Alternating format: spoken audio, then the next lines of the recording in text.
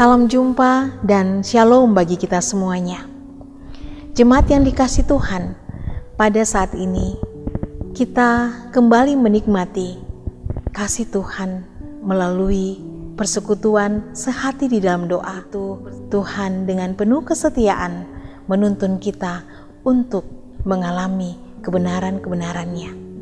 Mari kita mempersiapkan hati kita dengan penuh sukacita dan semangat memuji memuliakan nama Tuhan, dan kita masuk di dalam saat teduh.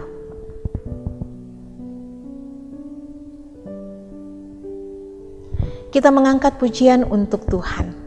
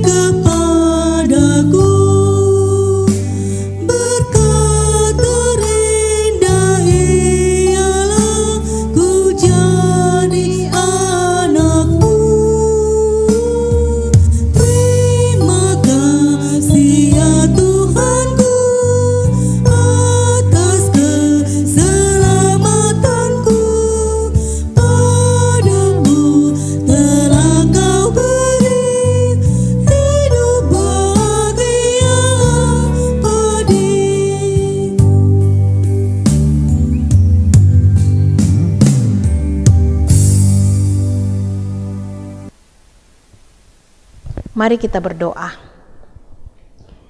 Tuhan yang Maha Baik, yang kami kenal di dalam nama Tuhan kami Yesus Kristus, Tuhan yang setia menuntun kami di dalam pertolongan kuasa Roh Kudus.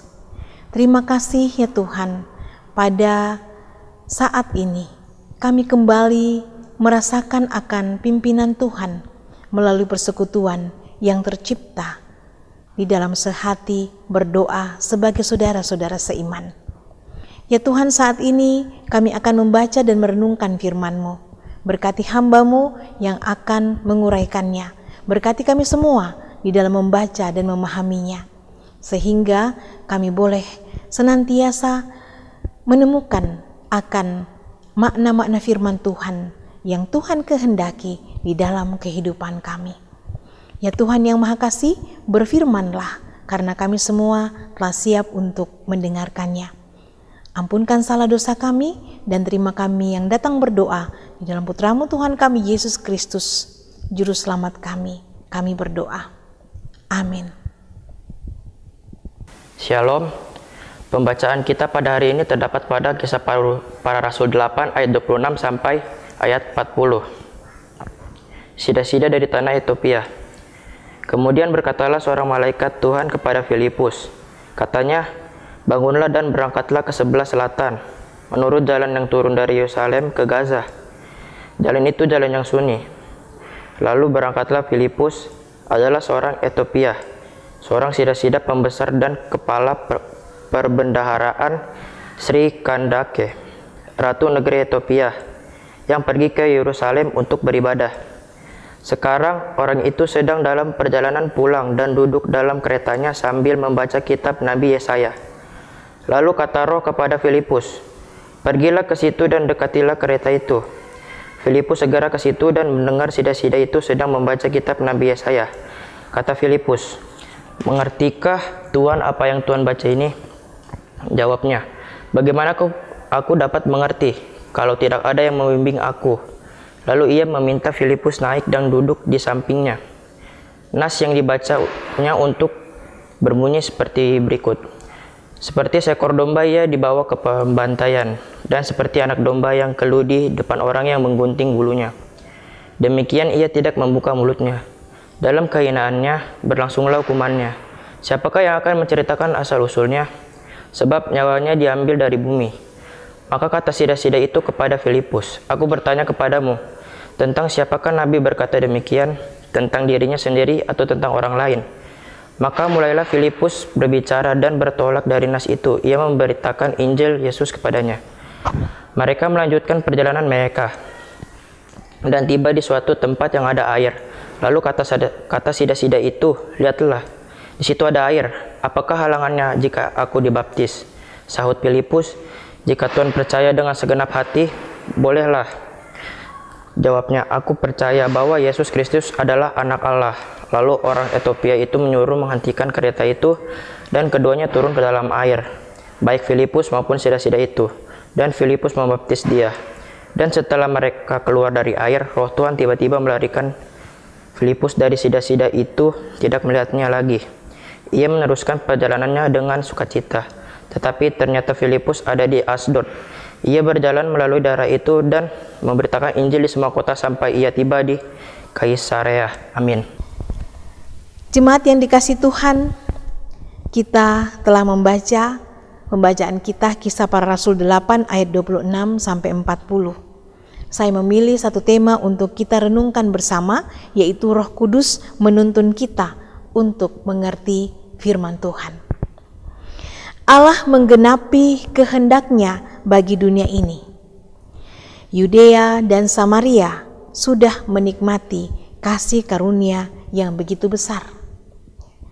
Kita ingat di dalam pembacaan Kisah Para Rasul 1, di situ Tuhan Yesus mengatakan kepada murid-murid bahwa kamu akan memberitakan firman Tuhan ke Yerusalem, ke Yudea, Samaria, sampai ke ujung bumi. Samaria, Yudea telah menikmati kasih karunia Tuhan yang begitu besar. Maka tiba saatnya bagi ujung bumi untuk juga mendapatkan kesempatan. Seorang pejabat negara Etiopia, salah satu wilayah yang terbilang ujung bumi pada masa itu, sedang dalam perjalanan ke Yerusalem. Kalau kita melihat jabatannya, tak dapat disangkal bahwa dia adalah orang penting di negerinya. Meski demikian, dia datang bukan dalam rangka melakukan perjalanan dinas, melainkan karena ingin beribadah di Yerusalem. Ternyata kesuksesannya dalam karir tidak membuat dia abai akan kebutuhan rohaninya. Dia mencari Tuhan. Dalam perjalanannya, ia membaca firman Tuhan, mempelajari firman Tuhan, dan kitab yang dibacanya adalah kitab Yesaya. Tuhan mengarahkan hambanya yaitu Filipus ke Gaza untuk menemui pejabat Etiopia itu. Melalui tuntunan Roh Kudus Tuhan, Filipus dipimpin untuk menginjili orang tersebut. Dan ternyata orang itu bukan berasal dari ras Yahudi. Maka Filipus harus melepaskan sekat ras dan mendampingi sang pejabat untuk menjelaskan tentang hamba yang menderita, seperti yang tertulis dalam nubuat Nabi Yesaya. Melalui penjelasan Filipus, sida-sida Etiopia itu memperoleh apa yang dia cari selama ini. Dengan ketekunannya mempelajari firman Tuhan, maka jelaslah kini bahwa Yesus Kristus adalah anak Allah yang menderita sengsara demi menanggung dosa dunia. Itulah yang dimaksud dari pemberitaan kitab Yesaya tentang hamba yang menderita. Maka sebagai respon, sang pejabat Etiopia itu memberi dirinya dibaptis. Di dalam pembacaan kita dicatat bahwa pembesar Etiopia itu meneruskan perjalanannya dengan sukacita. Sukacita adalah ekspresi dari seseorang yang telah bertobat akan dosa-dosanya. Pertobatan membawa sukacita bagi setiap orang yang sungguh-sungguh menerima Yesus sebagai Tuhan dan Juru Selamatnya. Pertobatan pejabat Ethiopia itu menunjukkan bahwa Injil bersifat terbuka bagi siapa yang ingin menerimanya dengan penuh kesungguhan. Jemaat yang dikasihi Tuhan, di sini pejabat Ethiopia ini memahami bahwa tidak ada halangan, baik yang bersifat fisik, ras, atau kondisi geografis yang dapat membuat manusia tidak terjangkau oleh kebenaran firman Tuhan. Karena Allah memang berkehendak agar orang dari berbagai ras datang dan menerima Yesus Kristus sebagai Tuhan dan Juru Selamat. Semangat untuk mempelajari firman Tuhan, karena Tuhan dengan caranya akan menolong kita melalui Roh Kudus-Nya untuk mengalami tuntunan, dan kita akan merasakan sukacita dan terkuatkan senantiasa di dalam kehidupan ini. Terpuji Tuhan, amin firman-Nya. Mari kita mengangkat pujian untuk kemuliaan Tuhan.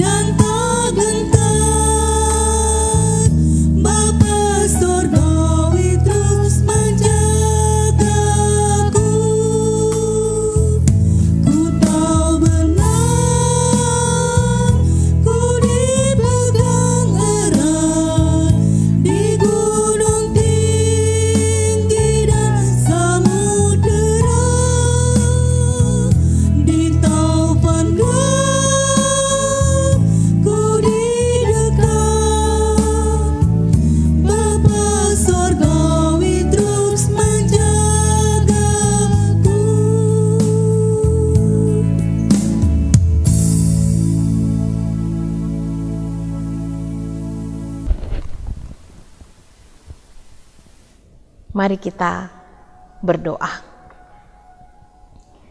Tak putus-putusnya kami terus berseru kepadamu, ya Bapa di sorga, Bapa yang baik, Bapa yang setia, Bapa yang sudah mengaruniakan keselamatan kepada kami di dalam Tuhan kami Yesus Kristus. Bapa yang setia menuntun kami di dalam tuntunan kuasa Roh Kudus. Terima kasih pada saat ini kami telah mempelajari sebagian daripada kebenaran firman Tuhan. Banyak hal yang dapat kami pelajari melalui pembacaan pada saat ini ya Tuhan. kami melihat bahwa ketika kami sungguh-sungguh mempelajari firman Tuhan sebagai kebenaran yang sejati, maka Tuhan akan menuntun kami untuk mengalaminya dengan penuh sukacita. Tuhan akan menuntun kami melalui Roh Tuhan untuk mengerti apa pesan-pesan yang harus kami pahami di dalam kami membaca dan merenungkan firman Tuhan. Ya Tuhan yang Maha Kasih, Tuhan yang Maha Baik, di sini juga kami belajar bahwa Tuhan selalu rindu untuk setiap orang mengenal Tuhan dan percaya kepada Tuhan. Ya Tuhan yang Maha Kasih, Tuhan yang Maha Baik, berkatilah kami sebagai anak-anak-Mu agar kami senantiasa giat untuk mempelajari kebenaran-kebenaran-Mu. Ya Tuhan, pada saat ini kami terus berdoa buat orang tua kami, saudara-saudara kami, anak-anak, bahkan cucu-cucu, sahabat-sahabat kami, dan juga ada begitu banyak sesama kami yang menderita karena sakit penyakit ya Tuhan. Bahkan yang terpapar COVID-19. Tuhan, kepadamu kami berdoa, kiranya Engkau melawat satu persatu, menjamah tubuh yang sakit, baik yang dirawat di rumah sakit maupun juga yang dirawat dan berproses di rumah dalam pemulihan. Juga ada beberapa hamba-hamba-Mu ya Tuhan yang tak berdaya dan mengalami penyakit ini ya Tuhan. Kami sungguh berseru kepadamu, oh Tuhan, pulihkanlah dunia ini, pulihkanlah bangsa kami Tuhan, pulihkanlah segenap orang-orang yang saat ini sedang berjuang untuk menjalani proses-proses perobatan. Kami percaya kuasa-Mu melampaui segalanya. Kami percaya Tuhan bahwa Engkau adalah Tuhan kami yang luar biasa mengasihi kami. Karena itu kami berseru kepadamu Tuhan. Tuhan yang Maha Kasih, Tuhan yang Maha Baik. Terima kasih juga Tuhan sudah menyertai kami di dalam keseharian kami, di dalam rumah tangga, pekerjaan, maupun juga di dalam sekolah anak-anak. Tuhan juga sudah menyertai di dalam pelayanan-pelayanan kami, sehingga melalui pelayanan-pelayanan gereja, melalui program-program yang sudah dicanangkan, kami tetap boleh merasakan akan kehidupan persekutuan, dan juga kami boleh merasakan kedekatan dengan Tuhan. Berkati segenap multimedia, tim sound yang berupaya keras menayangkan tayangan rohani untuk bersama-sama menikmati persekutuan di dalam Tuhan. Tuhan terus mengaruniakan kekuatan dan kesehatan kepada semua. Ya Tuhan yang Maha Kasih, Tuhan yang Maha Baik, kami berdoa juga untuk upaya-upaya pemerintah dalam rangka merealisasikan vaksin COVID kepada masyarakat. Tuhan memberkati agar proses ini boleh berjalan dengan baik dan kami semakin terbantukan di dalam menghadapi kondisi pandemi pada saat ini ya Tuhan. Ya Tuhan yang Maha Kasih, di tengah perjuangan kami sebagai umat-Mu, bahkan segenap manusia menghadapi pandemi COVID-19, pergumulan demi pergumulan silih berganti datang. Saudara-saudara kami di Sulawesi Barat ya Tuhan, sedang menghadapi gempa bumi dan berbagai pergumulan. Ya Tuhan yang Maha Kasih, Engkau menguatkan mereka ya Tuhan, menghiburkan mereka ya Tuhan. Tolonglah ya Tuhan, kami mohon kepadamu.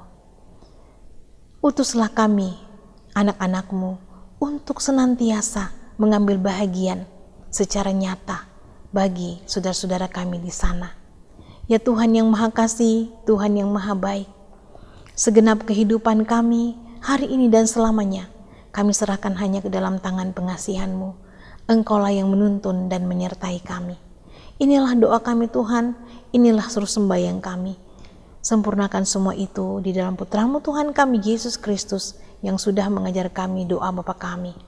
Bapa kami di dalam sorga, dikuduskanlah namamu, datanglah kerajaanmu, jadilah kehendak-Mu di bumi seperti di sorga. Berikanlah kami pada hari ini makanan kami yang secukupnya, dan ampunilah kami akan kesalahan kami, seperti kami juga mengampuni orang yang bersalah kepada kami. Dan janganlah membawa kami ke dalam pencobaan, tapi lepaskanlah kami daripada yang jahat, karena Engkau yang punya kerajaan dan kuasa dan kemuliaan sampai selama-lamanya. Amin. Jemaat yang dikasihi Tuhan, demikianlah persekutuan kita pada saat ini. Kita percaya bahwa melalui pujian dan firman Tuhan yang boleh kita alami pada saat ini akan semakin menguatkan iman kita.